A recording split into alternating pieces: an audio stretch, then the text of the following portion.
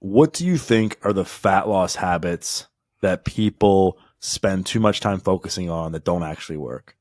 Predominantly, I think one of the biggest ones is a lot of people focus too much on trying to find the perfect diet and the perfect specifics. Like, what is the best weight loss diet? What is the perfect macronutrient ratio? What is the optimal meal frequency for fat loss? Does it matter if I eat 3 meals or 4 meals? Or what's the best meal timing? Should I eat most of my calories in the evening or most of my calories in the morning? I think there's a lot of dietary research that sounds fascinating on paper, but a lot of the time is kind of just the tip of the iceberg. It's the finer details rather than the real fundamentals. And I think a lot of people spend too much of their mental energy worrying about things that probably don't matter that much. Is there any like data that supports that there's a best diet, generally speaking, for fat loss? Predominantly, no. So the interesting thing, I think that the best way for your listeners or viewers to understand this is, imagine that you want to test whether one diet is better than another diet. So you test something like a low fat diet versus a low carb diet or a high protein diet. And you have, say, 2 or 3 different diets, and you will put groups of people on them. So let's say 50 people follow diet A, 50 people follow diet B. And then over the course of 3 months, who loses the most weight and the most body fat?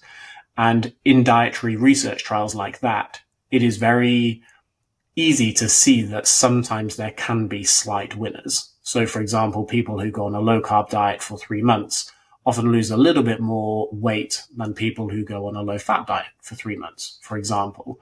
And that is the line of thinking that a lot of people then trip up on, because they think, okay, in that case, I need to go on a low carb diet, or I need to go on an intermittent fasting diet, or whatever.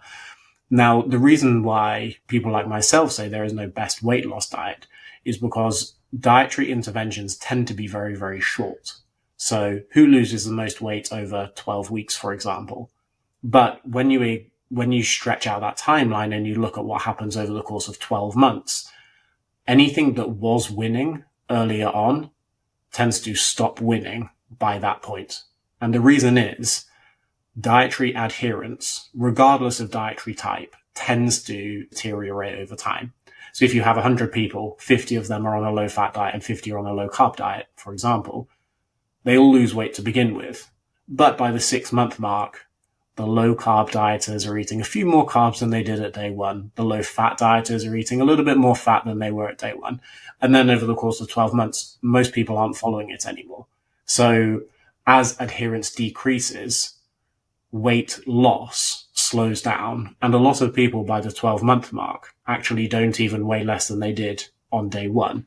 So whilst there is a lot of research showing that some diets can be better in the short term, generally speaking, when you look over a much longer period of time, it really doesn't make that much difference, because most people cannot stick to the weight loss diet they started on when you look at 12, 24, 48 months, etc. Why do you think it's so hard for people to follow a low carb diet for a long time? So yeah, to use low carb as an example, I think there are various reasons for this. Number one, let's say you tell 100 people to go on a low carb diet. How many of them actually enjoy it on day one? How many of them start a low carb diet and think, this is actually just a really enjoyable way of eating. This is suitable for me. Now, there is definitely a subset of people who find that that is the case. Some people love eating meat, for example, and they don't give about eating grains and a lot of starchy or carbohydrate foods. So a lot of people trip up to begin with because they adopt a diet that they simply don't like. And that is one of the primary reasons why it's so important to try and pick something that you enjoy. Because if you, Doug, love carbs and I tell you to go on a low carb diet, the chances of you sticking to that effortlessly for 12 months is slim. And then likewise, if you have certain preferences for what time of the day you eat your meals, if I tell you not to do that, strong possibility that you're going to find it difficult. So A large part of it is just simple dietary preference. There are also other biological reasons it can get a little bit harder. So, for example, when people tend to lose weight, they normally get a little bit hungrier. If someone starts at 100 kilograms and they lose 5 kilograms, they might find that their natural appetite level is a little bit higher than it was when they were 100 kilos. So over time, the habits that they embarked on day one are harder to stick to at month 6, month 12, etc. I've just heard you share, and I've heard others who've come on the podcast talk about, like, essentially the compliance is the science, right? Like, adherence is the most important thing when it comes to the best overall diet for fat loss. And you mentioned that, when people go on diets, it's easy, like day one, you're super motivated, you got all the habits in place, and then that motivation kind of decreases. And now it's like, all right, now you have to figure out how are you going to maintain this for essentially the rest of your life. And then also people, they just end up having, a hard time like sticking to certain things. What habits can people put into place to make it less likely for them to fall off whatever diet it is that they're starting? So one of the ways I like to phrase it is, so the concept of willpower. Willpower is a little bit like resisting temptation. So if I put a cookie in front of you, it takes willpower for you to say, no, I really like cookies, but I'm not going to eat that. It's a kind of conscious decision that takes effort for you to resist. And a lot of people think that dieting is a kind of willpower test. If you can exert willpower for long enough, you will succeed. But a lot of it is more about creating systems that reduce that requirement for willpower. So if you go to someone who's been exercising for 20 years and ask them how difficult it is for them to keep exercising. And chances are, for them, they are on almost like an autopilot mode. Most people who have been training for decades do it because it's part of their life now. It's part of their routine. They don't wake up in the morning and think, hell, I have to exercise again today. I hate exercising. They don't have to drag themselves like the newbie does, because it has become second nature. It has become habitual. So I think a really important alternative way of looking at things is, how can you implement things in your life that require less willpower going forward? For example, take exercise. Exercise is one of the most important health promoting habits. Everyone knows that exercise is healthy. No one would disagree with that. But the majority of people don't exercise that much. So if you look at research that examines people hitting exercise guidelines, the percentage of people who hit the aerobic and the resistance training guidelines, which are two very basic guidelines. Are you doing enough resistance? Are you doing enough aerobic work? Everyone knows exercise is important. Approximately 17% of people are hitting both. So you think over 80% of people aren't doing the exercise that even the government are saying, can you please exercise 5 times a week? Can you lift weights twice a week? So when you think most people aren't even doing the exercise, when you then move into the dietary realm of, are you eating enough protein? Are you sleeping enough? Are you consuming enough fiber? Are you consuming appropriate amounts of sugar, not excessive amounts? All of that stuff, the amount of people that are sticking to the really basic things is actually very low. So to me, the more important thing is picking the fundamental habits that you know are important and trying to get to the point where they become second nature to you, rather than requiring effort all the time. If something's hard day in, day out, it's much harder for you to want to stick with it than something that becomes easy.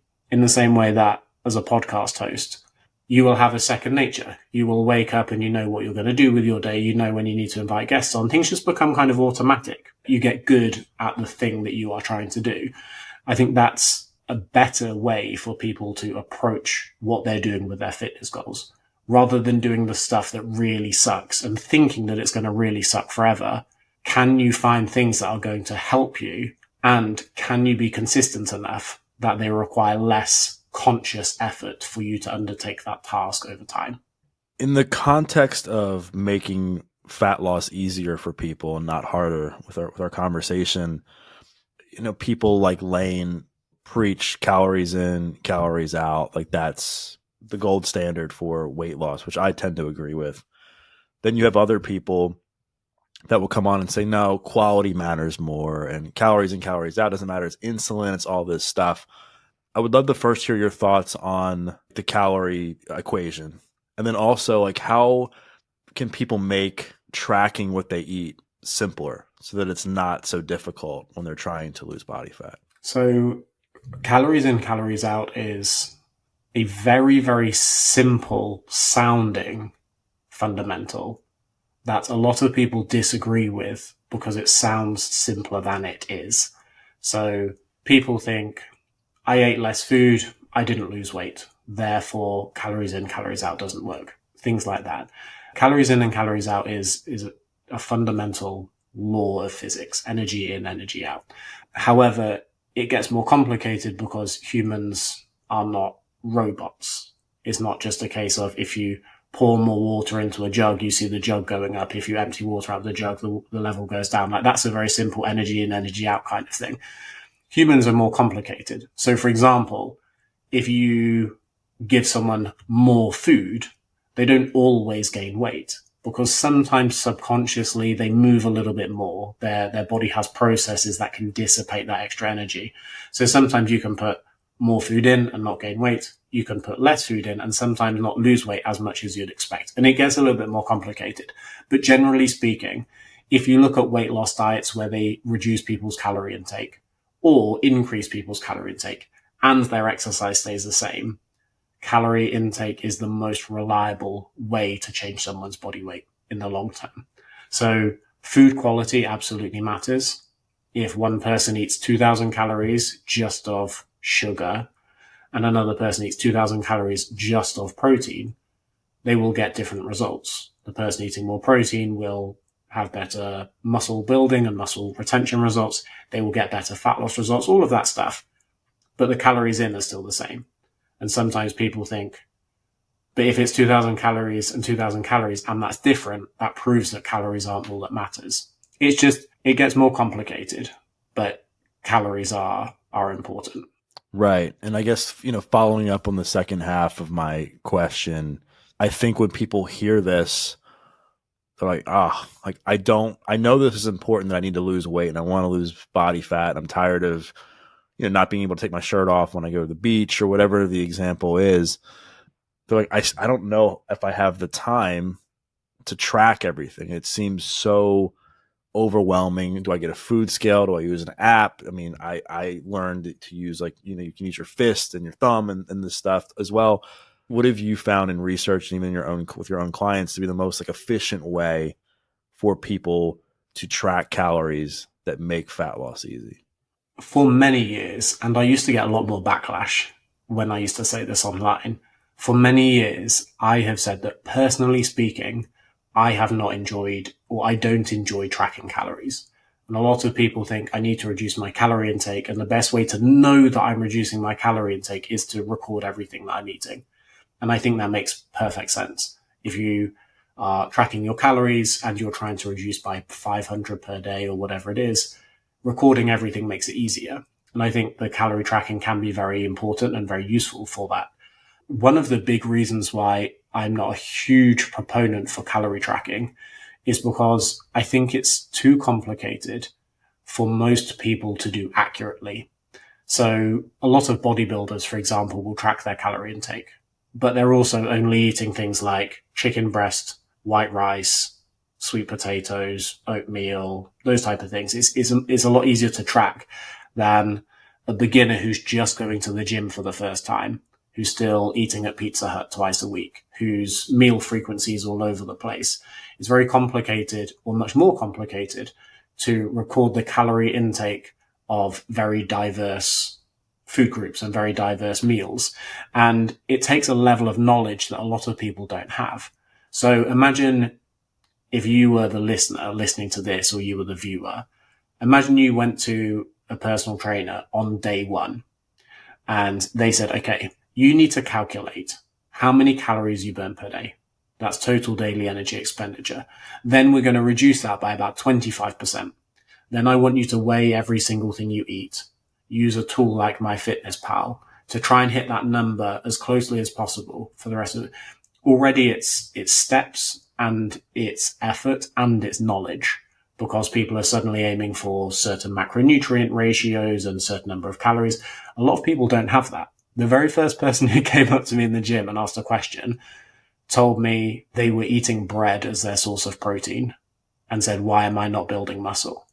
That's a level of knowledge that general population has, where they're more likely to say, is this a carbohydrate? Is this a protein? Versus you saying, you need to track every calorie you eat. It's too complicated. And this is also echoed in research literature, where if they measure the number of calories that someone actually consumes, there are ways to test this or estimate it. A lot of people are very, very, very far away. For example, there's a research study where people reported not being able to lose weight, eating 1,200 calories per day or less. And when they actually had their metabolic rates measured and their food intake measured, they were underreporting their calorie intake by 47%. So the amount they were reporting was half-ish of what they were actually consuming. So it's very difficult for people to be super accurate with how many calories they consume. And there are ways around this where more and more research trials are trying to find alternative ways to utilize calorie tracking, but in a way that's more mainstream and more accessible. For example, how about only tracking your food intake 2 days a week? And that way you've got an idea of what you're doing, but you don't have to do it every day. That's number one. How about recording your calories only on your worst days? So if you eat really well during the week, but at the weekend you go and you drink lots of alcohol and you party and all of that stuff, they would say, why didn't you record your calories just on the worst days? Because that way you've probably got an idea of what you can change without having to be super meticulous all the time. And sometimes people will even use more basic things like you said, where you say, eat this much protein, the size of your fist. Every time you eat a meal, eat a fist size of protein, a fist size of vegetables, a fist size of carbohydrates. Things like that, where it's super, super easy for people to try and have an idea of portion sizes, or even things like traffic light systems. There are still research studies that will utilize that, just like front of label packaging, where it will say these cookies, saturated fat, calories, added sugars, all in red. And then you look at a chicken breast, saturated fat, sodium, all of that will be in green. It will be, can you eat more of the green foods, fewer of the red foods, and kind of moderation of the yellow ones? That's interesting. Like, I never heard of the traffic light approach. I mean, that's really, I mean, it makes sense, but I think like we've said from the beginning, like you have to find whatever, I guess, approach like works best for you and that works best with the way that you learn and that you're able to like fit it within like your day. So that way you can stay consistent.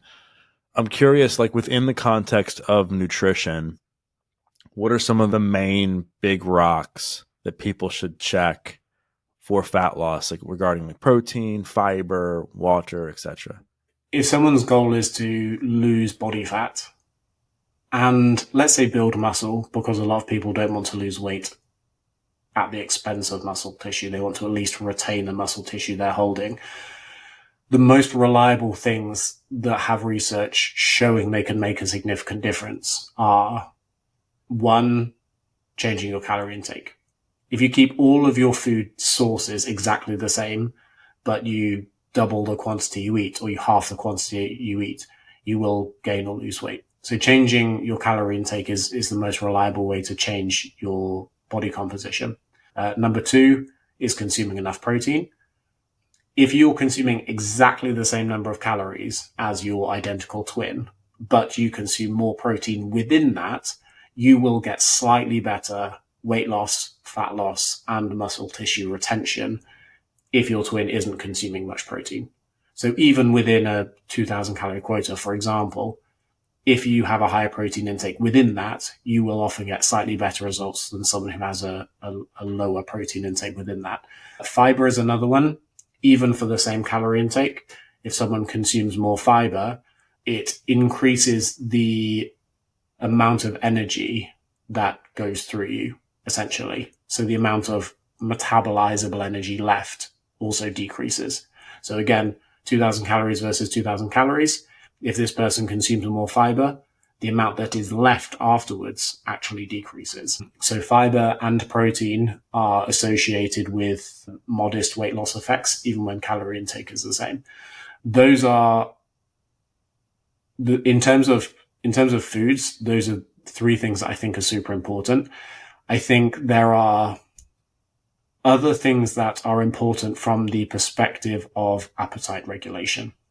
So it's very easy to say, decrease your calorie intake from 3,000 to 2,500.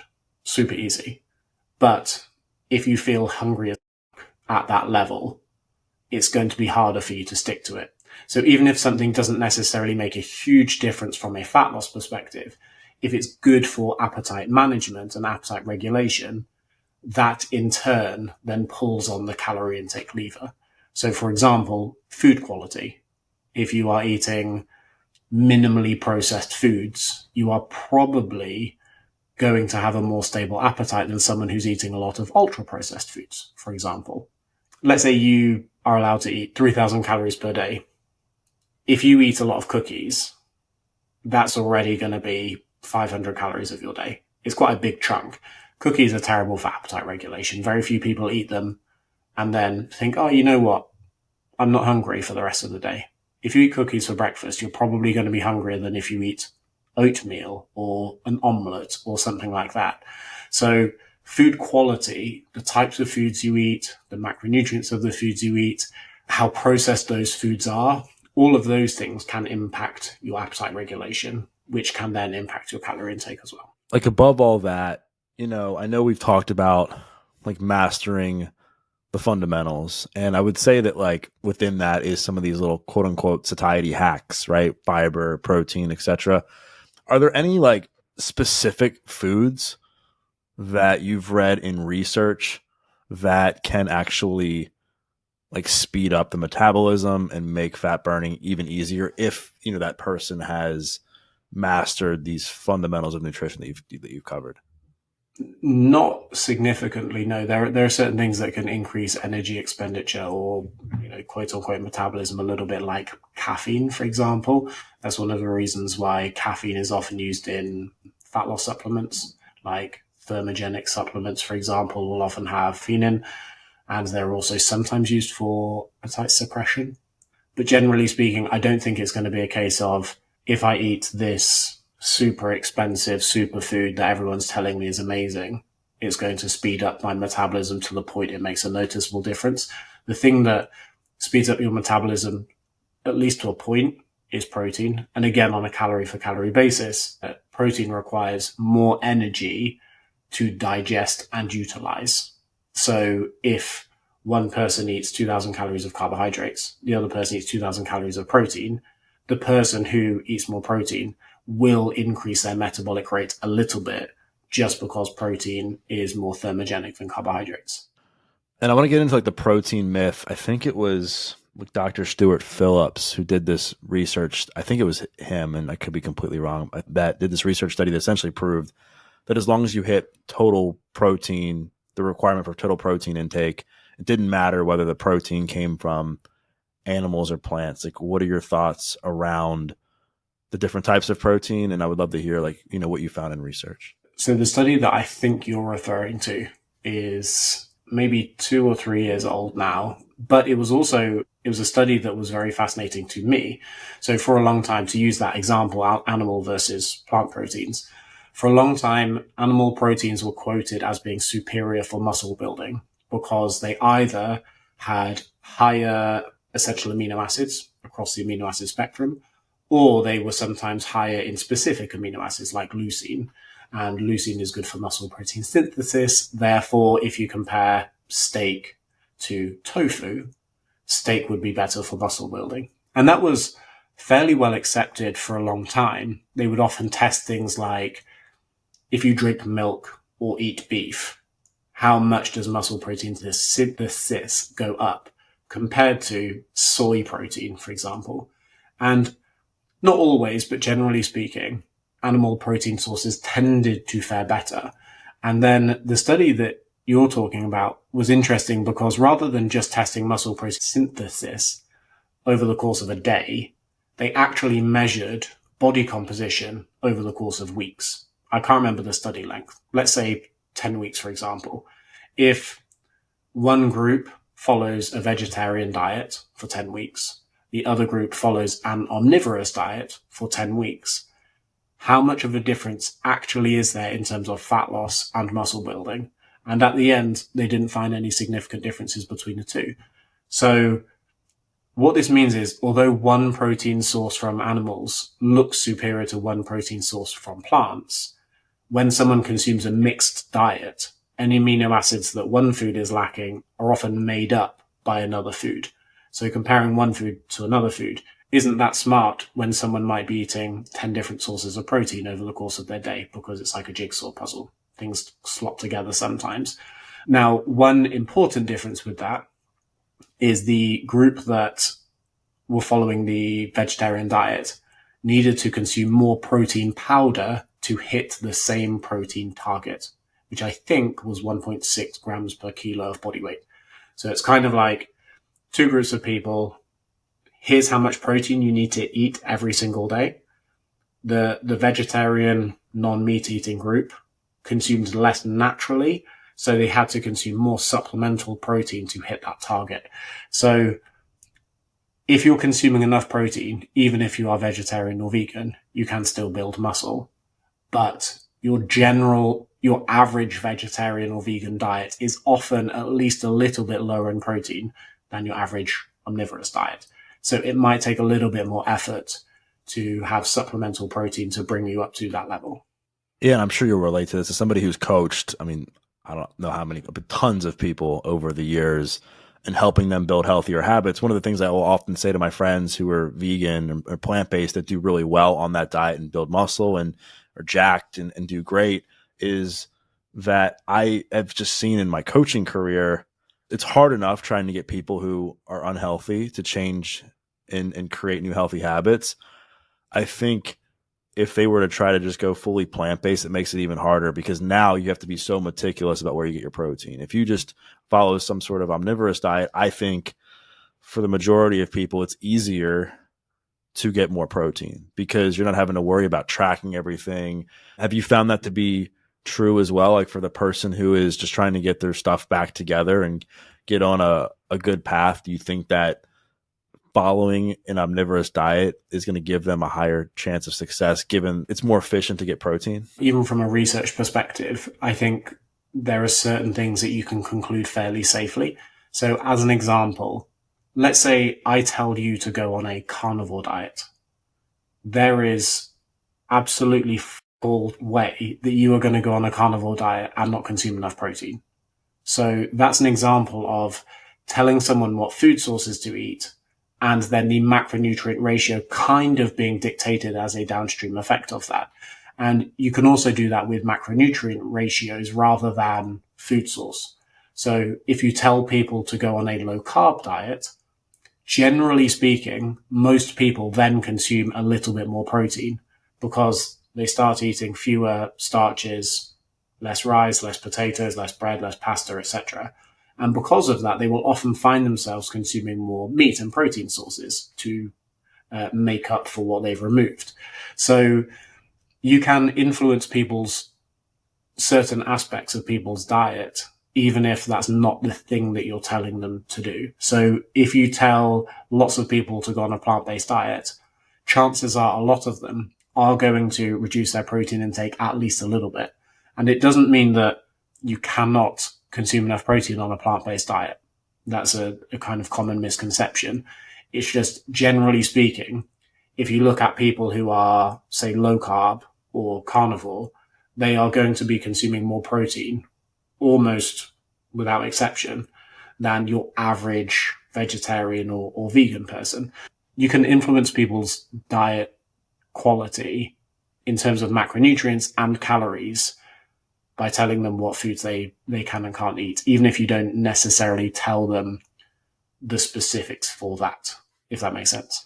This episode is brought to you by Live On Labs. If you are someone who is constantly stressed, feeling depleted, and exhausted, I have some exciting news. My friends at Live On Labs have an incredible deal I can offer you. When you buy any product at full price, you get a free carton of their highly popular B-complex product, which I take every day. Taking a B-complex supplement can also help support things like a healthy metabolism, increased energy, blood sugar balance, and learning. Vitamin B supplements can help replenish nutrients depleted from stress.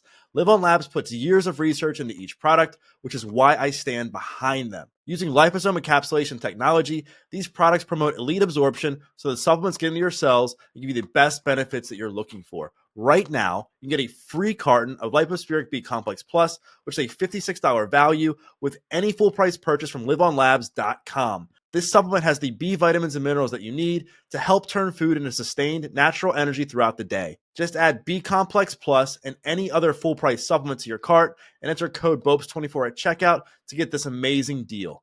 Now back to the show. For sure. And then regarding some of these other big rocks, one of the obvious ones is exercise. You've already touched on it. But as far as making fat loss not only easy for the person, but to have them kind of look jacked and lean and build muscle, which I think at the end of the day, that's what people want. I think they want to either maintain or build muscle mass and lose body fat. I think that's like the goal, right? What do you think is the most effective way for people to exercise that will benefit them the most regarding losing body fat? I think this is one of those conversations where sometimes people get a little bit too tripped up. And the reason I think they get a little bit too tripped up is in a very perfect world, you could do something like this group of people are going to go and do running. This group of people are going to go and do cycling. This group of people are going to do high intensity interval training. This group of people are going to go and do low intensity steady state, etc. And they follow that program perfectly to the letter for 12 months. And you can see who's built the most muscle, who's lost the most fat, etc. And then you have very clear winners. It's a little bit harder in real life to measure. So sometimes you will have people saying, well, resistance training is better for fat loss than cardio. Then someone else will say, yeah, but cardio is actually better for losing weight, even if it's not so good for muscle building. And then someone will say, yeah, but the cardio has to be high intensity interval training, etc. And people kind of argue about all these modalities and subcategories of each exercise. So I don't tend to care that much, assuming people are, 1, doing cardio, 2, doing resistance training. Those are the two things where I'm like, make sure you're doing both. There are very clear benefits of both. For example, resistance training is unequivocally better for muscle growth or muscle tissue retention than cardio training on average. It can be good for fat loss as well, but most people, when they're resistance training, don't tend to burn that much energy.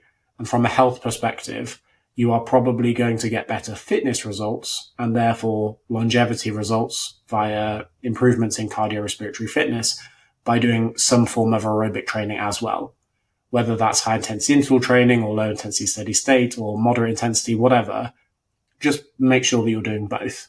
It's kind of like, imagine I came to you as a client and I said, should I run or cycle? It's like, you could do either. Like, there might be slight differences between the two. Running has ground reactive forces that cycling doesn't have. Running has more of an eccentric component than cycling has. There are loads of kind of finer details. But if I said to you, I really enjoy cycling, I will happily do it 4 times a week because I go out on bike rides with my wife. Don't really like running. That would be the difference maker for you, where you would say, okay, do cycling because you prefer it. And if you prefer it, you'll probably work harder. And if you work harder, you'll probably get better results. So to me, whilst I think there is some importance in trying to work out which is superior, I would hate it for that to be a more important conversation than finding a form of exercise you enjoy, sticking to that form of exercise, and progressing with that form of exercise. As an example of that, I remember a client came to me years and years ago, probably a decade and a half ago now. And this was a client who their previous personal trainer had passed to me. And the personal trainer had described the client as non-compliant. I'm trying to help her lose weight. She often misses training sessions. She doesn't stick with the diet that I tell her to stick with, that type of stuff. So she wasn't getting very good results. And I think the personal trainer kind of viewed her as a little bit lazy. She doesn't do what I tell her. She's a pain in the ass, that type of thing. I asked her what her preferences were. And she said, now you've asked me, I don't like the form of training he gets me to do. And I was like, okay, so what do you like doing? And she said, I really like boxing. I like punching pads. I don't know why, it's like a stress release thing. So we did that, and I'm not a boxing coach. I can hold pads for a beginner, but, she loved it. And because she loved it, she got to the point where she started turning up early to sessions to make sure that she was ready to maximize the hour time that we had. And that's an example of the form of exercise that he had written down on paper. Everything was very structured. Everything was very meticulous. This was a great fat loss program on paper. In the real world, it was useless because she didn't like it. So she didn't stick to it. She got nowhere. And he thought it was her fault for not sticking to the plan. I think it was his fault for giving her a plan she didn't like. So that to me is why personal preference becomes paramount for most people. I think with high level athletes, it makes more sense to try and be as meticulous as possible because they are probably looking for that extra 1% or 0.5%. But for the majority of people, given that most people in America, most people in England aren't doing enough exercise, find something you enjoy first, get consistent at it, try to improve on it over time. So you are getting faster, getting stronger, lifting the same weight for more reps, whatever it is. That will take care of more results than spending too much time worrying about, should I do high intensity intervals? Should I do low intensity steady state? I think at this point it's been more understood that it is a myth than it was, maybe 10 years ago, but that you exercise to lose weight. Like when you were going to the gym, like what was the old saying? It's like sweat is body fat crying or something like that. Sweat's fat leaving the body. Yeah. But as we know, like, where you lose body fat, like a majority of the work is in the kitchen and what you eat. And obviously exercise is a great tool to help enhance that. And obviously it has many health benefits like, we've been talking about, but like talk about like the truth about burning calories while exercising. Like what do you think often gets overlooked and misunderstood? This is another thing where I have got a lot of backlash for this because it sounds like what I'm saying is really radical, but I don't think it's that radical when you read research papers to support it. So I think exercise is for weight loss, generally speaking, when there are no caveats to it. So for example, if you tell 100 people to go off and start jogging, that in itself isn't a reliable way to make everyone lose weight.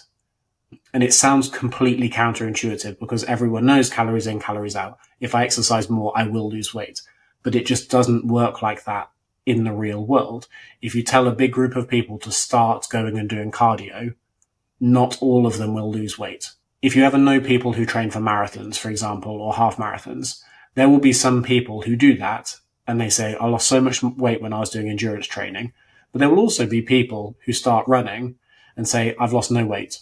I started running 6 months ago. I've increased my running. My body hasn't changed. And one of the big reasons for that is exercise, especially for some people, can influence your appetite.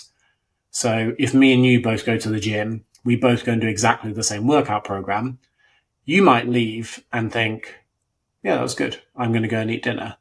I might leave and be like, oh my God, I'm so hungry. I need to eat a bigger dinner. And what often happens is exercise can come with a simultaneous increase in appetite as a consequence.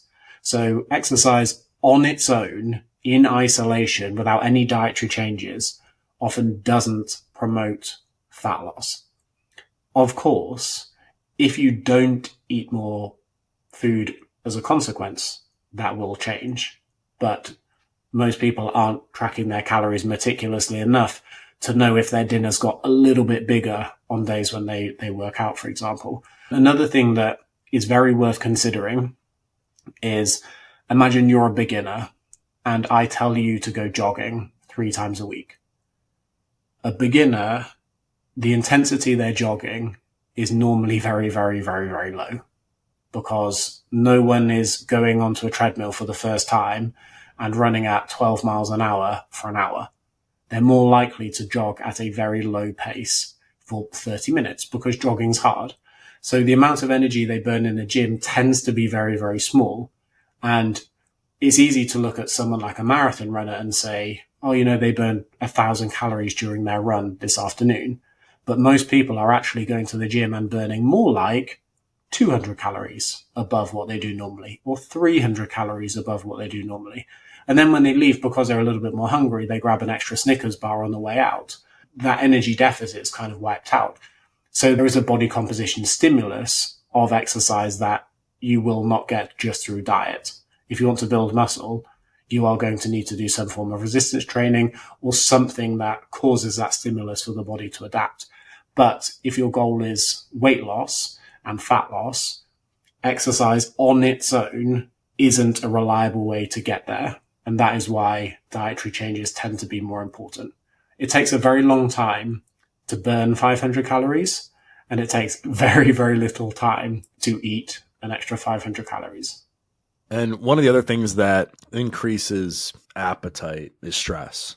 Talk about the science of why stress can cause you to gain body fat and make your fat loss goals that much harder. Stress is, I think, the most common one that people think of. But emotionally, different emotions can impact your desire to want to eat food, even without you necessarily knowing it.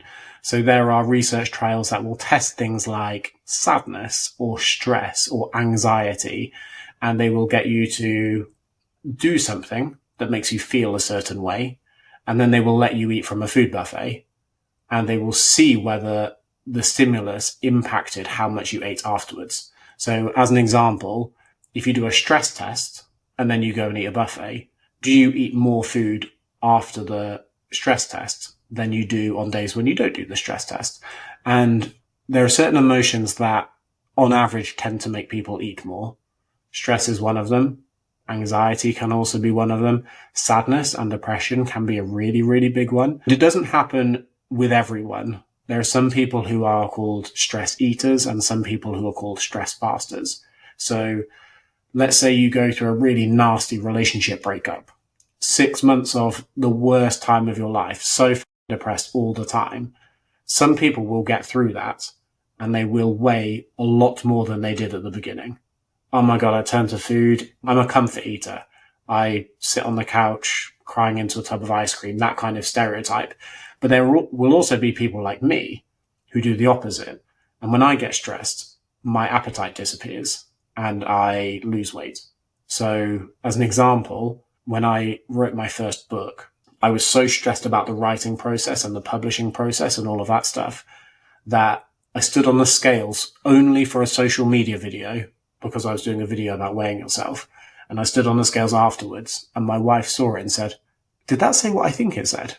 And I had dropped something like, it was between 10 and 15 pounds in the last couple of months of my book writing, purely unintentionally, because I was so stressed. I would skip meals. I'm not hungry. I don't want lunch. I need to start. There's something I need to do.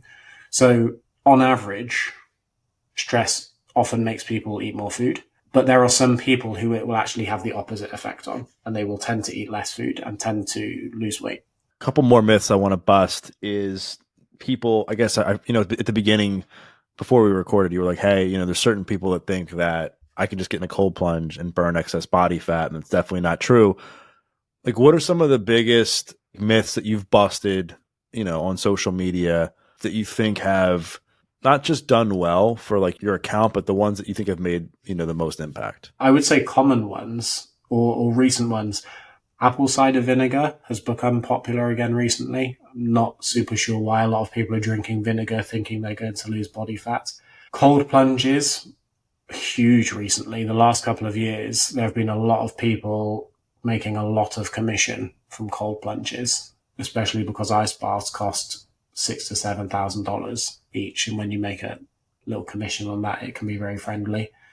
There has been a lot of videos from people pretending that food will do the same thing as pharmaceuticals.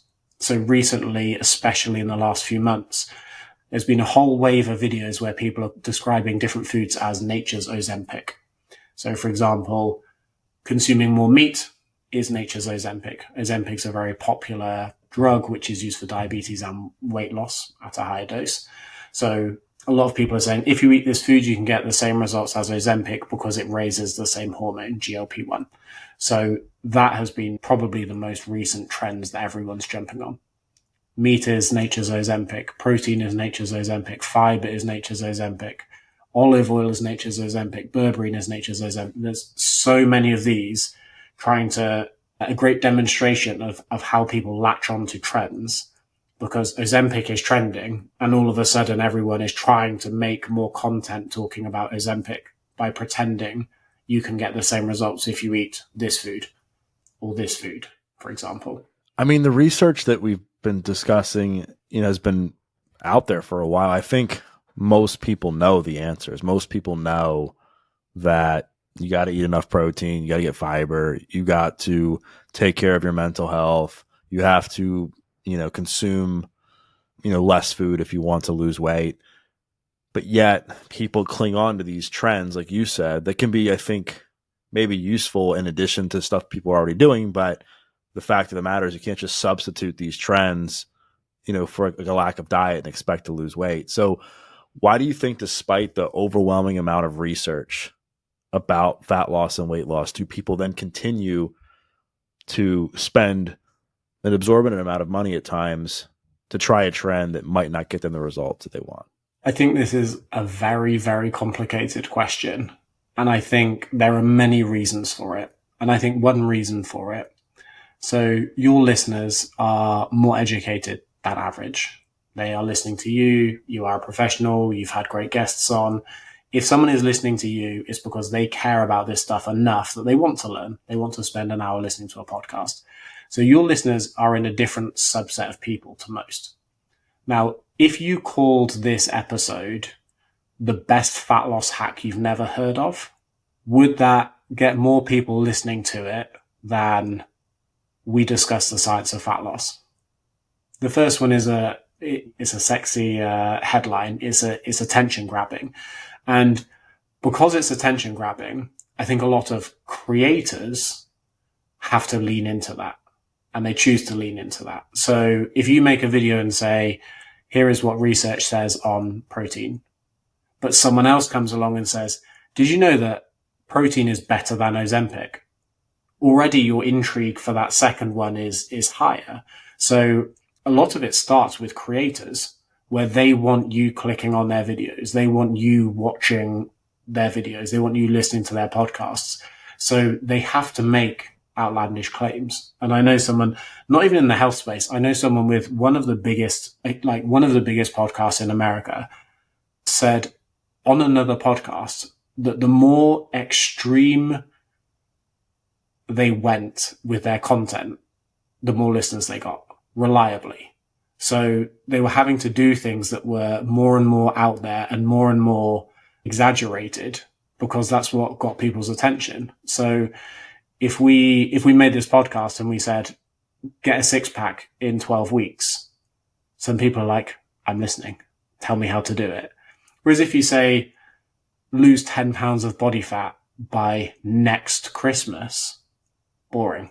People don't want it. So you don't get those clicks with the more boring headline. Even if the more boring headline is perfectly evidence-based, you can have a really scientific episode on all the rates of weight loss and how to make sustainable changes. You could make it amazing. But if a snake oil salesman comes along and says, I can get you a 6-pack in 12 weeks, they're going to be like, Doug who? What podcast? I don't know. I'm going straight for it. Do you know what I mean? So I think a lot of it actually stems from selling you solutions that they don't necessarily think are true to get you listening in the first place. Right. It's so true. And, we were talking offline that, echoing your point that, as creators, at times you have to look at like how you're titling certain things. It's like you could title an episode or a clip or something super boring, and it's not going to get much clicks or reach or whatever, because people are like, it's kind of boring. Like, I already know what this person's going to say. But yet if you just like alter it a bit to make it more attention grabbing and more, slightly more controversial, then people, I think, naturally are just going to click and want to listen or watch. And I think the problem becomes when the creator becomes addicted to that and their goalposts get wider and wider and wider and wider. Because I think everybody can agree that, yeah, like I think making titles a bit sexier is definitely, and I want to make it clear, it's not just beneficial for the creator, but it's more beneficial for the audience because, you know, there's good information in a lot of this content, right? And so in order for people to learn from the content, they're going to have to click on the title. I think the problem becomes, like, how wide do the goalposts get for people? You know, like what kind of stuff do they start to say? I mean, that's just been my experience. You think, like, as an example of that, imagine there are two people selling books and they're standing on different corners of the same street. And one person is selling a book called Get Rich Quick. And the other person is selling a book called Earn More Money Slowly. No one buys a second book. Everyone knows that get rich quick schemes are popular for a reason. People want them because, one, some people are desperate. Two, they're drawn to something exciting. Three, some people are gullible. And it's easier for people to thrive when they make outlandish claims. I can even say this from a legal perspective now because it became kind of open. But like, as an example of the Liver King, was making wild claims for ages, talking about how his body was built by ancestral tenets and all that stuff. Oh, wait, it wasn't? It wasn't? Yeah. So many people for a long time were just like, this guy's talking shit. Even popular podcasters were like, no, this guy's talking shit. He's definitely taking drugs. It was like people in the industry for ages were saying, no, he's taking drugs. And he got away by saying, actually, no, you just have to eat this raw cow's testicle and all of that stuff. So when it finally came out that he was taking drugs, that's why I can talk about it legally because he admitted to it. But it's an example of someone can create success by doing crazy that makes people want to watch what they're doing, even if they're lying to your face. If I started taking steroids now and I got jacked and massive and I said, you'll never guess, there's this training program that I've started recently. I've never tried it before. I tried it for the first time and I've gained 10 pounds of muscle for the first time in my career in the fastest space of time. People would want to know what my program was. The extreme results sell. Last thing I want to ask you, we've covered a lot when it comes to habits, myths, fat loss, nutrition, exercise. You just dispelled, a few more myths that are common that people tend to believe in these days. We touched on the impact of stress, like in your own experience and stuff when it comes to body composition and overall health. If you had to throw out another big rock that people should focus on when it comes to speeding up the fat loss process and making it easier, what do you think it should be? The big neglected rock that so many people overlook is sleep. And the reason why, several reasons why, so much research supporting this. Reason number one, if you are sleep deprived, there will be changes in your hunger hormones that make you more hungry. So a single night of severe sleep deprivation can cause people to eat significantly more food on average the following day, just from one single night of sleep deprivation. On top of that, sleep deprivation can curtail the amount of fat you lose within a weight loss plan. So again, if you and your identical twin both eat exactly the same number of calories, same exercise program, all the same foods, but you are sleep deprived and they are not, even if you lose the same amount of weight, you are more susceptible to losing lean body mass if you are sleep deprived. Sleep deprivation is a reliable way to, one, get people to eat more food, two, decrease the productivity of their workouts, three, lose less fat and more lean body mass within the same weight loss. And if you give people sleep optimization tips alongside a resistance training program, the people with sleep optimization tips can build more muscle. Think of it like a lot of people are trying to change their diet to lose fat. But if you improve your sleep, you can naturally change your diet as a downstream effect without even focusing on it. So rather than me saying, hey, Doug, if you want to lose fat, why don't you eat 300 calories less for the next month and see what happens? Instead, if you're sleep deprived because you're doom scrolling Netflix at 2 a.m, and then you start falling asleep a couple of hours earlier, you might naturally reduce your calorie intake by 300 calories per day without even doing it intentionally. It is better for regulating your appetite just by getting decent quality sleep. I personally think part of the reason so few people talk about it is because it is very, very difficult to package it up and sell. I can sell you a training program. I can say I've got a revolutionary muscle building program. I've got a revolutionary fat loss program. I can do 12-week transformation challenges. It's very difficult to sell sleep better because a lot of the sleeping better tips are free or they require expensive devices that companies are selling you. But very few personal trainers are saying, can you sleep better? Because there isn't really a way to monetize that. That's a big rock. Ben, thanks for sharing all that information on sleep. It's such a underrated part of this, and I'm glad you covered it in depth like you just did. And thank you so much for coming on the show. I think people are going to really enjoy this conversation. A lot of great insights within. If people want to follow you on social media, if they want to get a copy of one of your books, where's the best place to do all that? Well, firstly, thanks a lot for having me on. It's been a pleasure. If you type Ben Carpenter on any search social media platform, you will probably find me. Instagram, TikTok, etc., BDC Carpenter, or YouTube Ben Carpenter. I'll be easy to find if anyone wants to follow. Cool. Well, thanks again, man. This was awesome. Thanks for having me on. Thank you so much for watching. If you like this video, I really think you're going to like this video as well. I'll see you there.